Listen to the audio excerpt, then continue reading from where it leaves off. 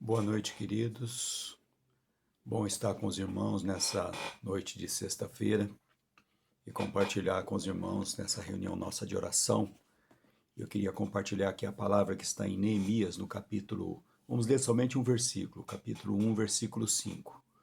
A palavra de Deus disse assim: E disse: Ah, Senhor Deus dos céus, Deus grande e temível, que guardas a aliança e a misericórdia para com aqueles que te amam e guardam os teus mandamentos. Amém. Senhor, aplica a tua palavra no nosso coração nessa noite.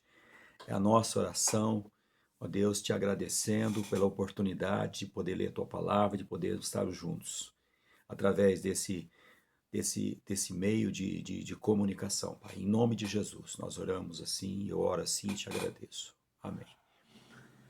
Graças a Deus. Queridos, eu quero compartilhar com os irmãos aqui essa porção pequena da palavra de Deus, mas muito preciosa, né? O livro de Neemias fala muito sobre oração. E eu dei um nome aqui a esta reflexão de a oração ao Deus de Neemias. Oração ao Deus de Neemias. Neemias era um copeiro do rei, estava numa posição assim muito confortável, mas ele recebeu a visita de um profeta enviado por Deus, o profeta Anani, e esse profeta, ele trouxe algumas notícias de Jerusalém. Assim, perguntado por Neemias, né? Ele narrou a situação do povo e ele relatou que assim uma situação muito preocupante. Em poucas palavras, ele disse: grande é a miséria do povo, desespero, os muros da cidade estão derribados, as portas estão queimadas. Este era o cenário, né, que o profeta deixou ali com Neemias. O profeta enviado por Deus e Neemias também, um homem de Deus. O verso 4 diz que Neemias tomou uma posição quando ele ouviu isso. Ele lamentou, jejuou e orou. O livro de Neemias, se você ler todo o livro de Neemias, você vai ver que ele começa com oração e termina com oração, né? E eu queria, assim, o meu propósito aqui é que você conheça um pouco mais de oração, assim, na visão de Neemias. Porque Neemias apresenta Deus aqui de uma forma assim que nós devemos tomar para nós, né? Nós devemos assim tomar isso como lições para nossa vida, né? Ele nos apresenta assim como nós devemos dirigir a Deus, como nós devemos dirigir a Deus nas nossas orações, né? Como Neemias se dirige a Deus na sua oração. Primeiro, Neemias ora ao Deus soberano. Tudo está aí nesse versículo 5 que nós lemos, queridos. Diz assim, olha, Deus do céu, Deus grande e temível, né? E se nós acompanharmos todos os obstáculos que Neemias enfrentou ali na sua tarefa ali de restaurar aqueles muros, de restaurar a vida religiosa daquelas pessoas, restaurar ali até mesmo a política ali, tudo, você vai ver que houve muitos obstáculos. Mas ele tinha essa concepção de Deus, o Deus soberano, né? O Deus soberano. Isso fez toda a diferença na vida dele. Isso certamente faz toda a diferença na nossa vida. É interessante quando Jesus ensina aqueles discípulos a orar, a oração do Pai Nosso, a segunda coisa que Jesus fala também é sobre isso. Ele diz para aqueles discípulos, olha, vocês quando orarem, vocês orem assim, Pai Nosso que está nos céus, né? Então, segunda coisa, a primeira coisa nós reconhecemos que Deus é o nosso Pai. Mas a segunda coisa já é que ele é um Deus soberano, ele está nos céus, ele está acima de tudo, né? Isaías, no capítulo 55, ele fala que o texto fala que os pensamentos de Deus, os caminhos de Deus são mais altos do que os nossos caminhos. Eu costumo dizer, queridos, às vezes quando alguém me conta uma situação muito difícil, eu digo assim, olha, apesar de toda dificuldade, apesar de todo o desconcerto, apesar de toda a luta, existe um Deus soberano, né, que está acima de tudo isso, né? Você certamente já ouviu pessoas desafiando outras a orarem, dizendo o seguinte: olha, não diga a Deus o tamanho do teu problema, né? Mas diga o tamanho do teu Deus. Diga o teu problema o tamanho do teu Deus, né? Mas eu creio que nós devemos também falar do tamanho do nosso problema. Mas nós nunca devemos nos esquecer do tamanho do nosso Deus, né? Da grandiosidade do nosso Deus, da soberania do nosso Deus. Se você abrir a palavra de Deus desde o Gênesis até o Apocalipse, você vai ver falando sobre a grandeza de Deus, né? Como é o Deus a quem você se dirige? Você se dirige a esse Deus soberano, poderoso? Ou você limita a Deus, sabe, na sua maneira de se dirigir ao Senhor? Ou você dá lugar ao desespero? Ou você dá lugar ao desânimo, né? Eu costumo às vezes dizer na igreja que os nossos problemas, nossas dificuldades, elas não afetam a Deus, né? É gostoso você pensar dessa maneira. Elas não afetam a Deus. O problema é que às vezes nós entramos numa situação tão difícil que nós nos esquecemos disso, né? Nós nos esquecemos disso, nós nos esquecemos dessa soberania de Deus. Certamente aquelas pessoas que estavam lá, né, naquela cidade, daquela maneira, né, em desprezo, em miséria, eles tinham também muita dificuldade em relação a isso. Mas Deus, ele continua sendo Deus soberano, poderoso, né? Uma segunda coisa que Neemias fala nesse texto, ele diz o seguinte, ele fala assim, o Deus da aliança, né? Ele chama também o Deus da aliança, Deus grande e temível que guarda a aliança, né? Guarda. Nosso Deus, irmãos, é o Deus da aliança. O Deus de Neemias é o Deus da aliança. Por isso é que também a aliança aquele concerto que Deus faz com o seu povo. E todas as vezes que nós vemos falar sobre o Deus da aliança, nós vamos ver também esse Deus disciplinando, esse Deus tratando, esse Deus muitas vezes permitindo até que o seu povo ficasse no cativeiro, mas ele se apresenta para a restauração, ele se apresenta para disciplinar, ele se apresenta para curar, para abençoar esse povo. E assim é também conosco. A nossa história também, ela passa por isso.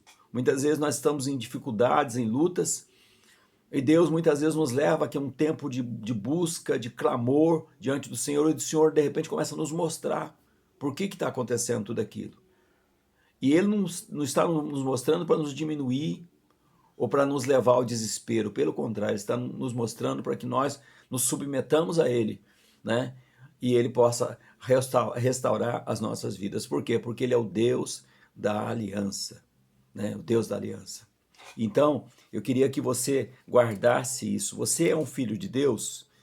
Você, como filho de Deus, você se torna povo de Deus, né?